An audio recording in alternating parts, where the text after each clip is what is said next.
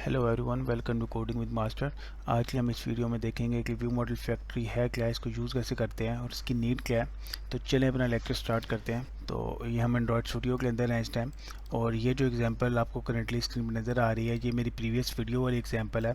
तो अगर आपने वो वीडियो नहीं देखी तो काइंडली उस वीडियो को एक बार देख लें ताकि आपको ये समझ लग सके कि इस एग्जांपल में करंटली हो क्या रहा है।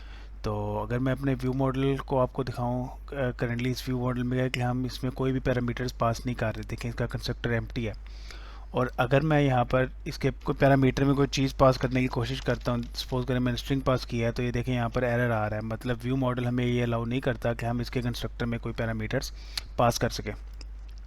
तो इसी काम के लिए हमारे पास व्यू मॉडल फैक्ट्री आती है। तो इसका बड़ा आसान सा सिंपल सा कंसेप्ट है कि जब भी हमें व्यू मॉडल में कोई चीज़ ऐसा पैरामीटर पास करनी हो तो हम व्यू मॉडल फैक्ट्री का यूज़ करते हैं। उसके अलावा ये चीज़ पॉसिबल नहीं है।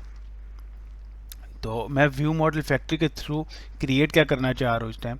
देखें मेरे पास व्यू मॉडल में एक ये वेरिएबल था लाइव डाटा नाम से, जिसकी टाइप क्या थी, म्यूटेबल लाइव डाटा, और इसको मैंने एक डिफ़ॉल्ट वैल्यू इनिशियलाइज करवाई थी इस एक्सटेंशन फंक्शन के थ्रू, राइट।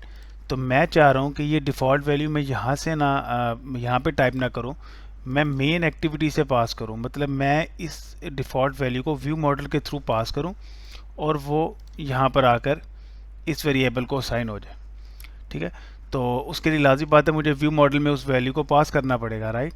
और मेरे पास ऐसा कोई वे नहीं है कि मैं डायरेक्टली व्यू मॉडल में उस वैल्यू को यहाँ पर पास कर सकूँ। जैसा कि मैंने पहले पास करने की कोशिश की थी तो वो मुझे एरर दे रहा था। तो सिंपली इसी काम के लिए हमारे पास क्या आती है, व्यू मॉडल फैक्ट्री। तो चलिए देखते हैं व्यू मॉडल फैक्ट्री को हम कैसे क्रिएट करते हैं। मैं अपने मेन पैकेज में जाके एक कॉटन क्लास फाइल क्रिएट करता हूँ और उसका मैं नाम दे देता हूँ मेन व्यू मॉडल फैक्ट्री। तो सिंपली इसको आपने एक्सटेंड करना है view model provider dot factory से, और क्लास की बॉडी में आगे कंट्रोल ओ प्रेस करें तो यहाँ पर आपको दो मेथड नज़र आ रहे हैं। इन दो मेथड्स का सेम ही काम है, आप इन दोनों में से जो भी चूज़ कर लें सेम ही प्रोसीजर होगा, लेकिन मैं रेफ़र ये करूँगा कि आप फर्स्ट वन को चूज़ करें। तो ये मेरा फर्स्ट वाला मेथड है। इसमें देखें यहाँ पर हमारे पास रिटर्न स्टेटमेंट यूज़ हो रही है। यहाँ पर मुझे बेसिकली अपना मेन व्यू मॉडल का इंस्टेंस रिटर्न करवाना है। तो सिंपली हो गया रहा है कि पहले मेरे पास व्यू मॉडल प्रोवाइडर मुझे डायरेक्टली मेरी मेन व्यू मॉडल का इंस्टेंस मुझे रिटर्न करवा रहा था। अब मैं क्या कर रहा हूँ कि मैं व्यू मॉडल प्रोवाइडर से तो ले रहा हूँ, लेकिन मैं जो अपनी इनिशियल वैल्यू है वो फैक्ट्री को पास करूँगा।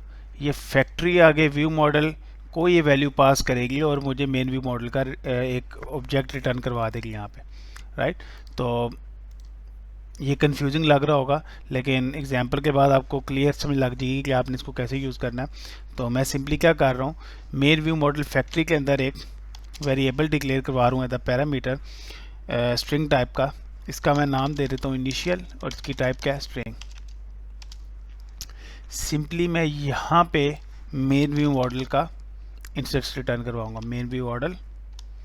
और ये जो पैरामीटर्स मैंने यहाँ पर ये इनिशियल वैल्यू एक लिया इसके पैरामीटर्स में, इसके कंस्ट्रक्टर में, वो मैं इनिशियल वैल्यू यहाँ पे पास कर दूंगा एंड सिंपली इसके आगे एज टी, राइट।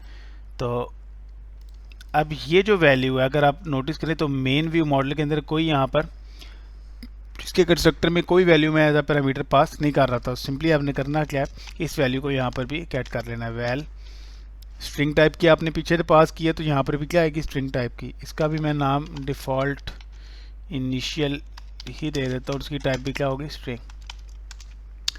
अब बजाय इसके कि मैं यहाँ पर हार्ड कोड करूँ, मैं इस इनिशियल को यहाँ पे पास कर देता हूँ, राइट। अब सिंपली हो क्या रहा है कि मेन व्यू मॉडल फैक्ट्री में मैं इनिशियल वैल्यू को पास करूँगा, वो आगे कहाँ पर पास कर रही है, मेन व्यू मॉडल के अंदर, और मुझे उसका ऑब्जेक्ट रिटर्न करवा रही है यहाँ पे। अब मुझे अपनी एक्टिविटी के अंदर भी कुछ कोड को चेंज करना पड़ेगा। सिंपली यहाँ पर मैं करूँगा क्या कि ओनर के बाद सेकंड पैरामीटर पास करूँगा व्यू मॉडल फैक्ट्री का। तो मैं यहाँ पर जो मैंने व्यू मॉडल फैक्ट्री क्रिएट किया है जिसका नाम है मेन व्यू मॉडल फैक्ट्री, इसमें यहाँ पर मैं एक डिफ़ॉल्ट वैल्यू पास कर देता हूँ। सपोज करें मैं पास कर देता हूँ फर्स्ट वैल्यू, राइट।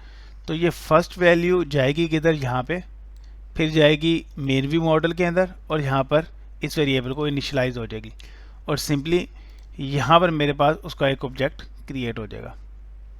तो चलिए अपनी एप्लीकेशन को रन करते हैं और चेक करते हैं क्या ये हमारा कोड जैसे प्रीवियस एग्जांपल में काम कर रहा था वैसे वर्क कर रहा है कि नहीं। तो हमारी ऐप रन हो चुकी है।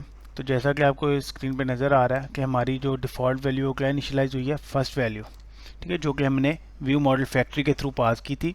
उसने आगे व्यू मॉडल को पास की और व्यू मॉडल ने वो वैल्यू यहाँ पर इस वेरिएबल को इनिशियलाइज करवा दी, राइट। तो होप सो आपको व्यू मॉडल फैक्ट्री की यूजेज पता लगी होगी कि व्यू मॉडल फैक्ट्री को कैसे यूज़ करना है और कब यूज़ करना है। और नेक्स्ट वीडियो में हम एक छोटी सी पोएट्री ऐप क्रिएट करेंगे इन कंसेप्ट को यूज़ करते हुए जो हम प्रीवियसली अपने कोर्स में अपनी इस सीरीज़ में पढ़ चुके हैं। तो होप सो आपको उनकी इम्प्लीमेंटेशन उस ऐप से मज़ीद क्लियर हो जाएगी कि उनको कैसे इम्प्लीमेंट करना होता है रियल टाइम में। See you in the next video, bye bye.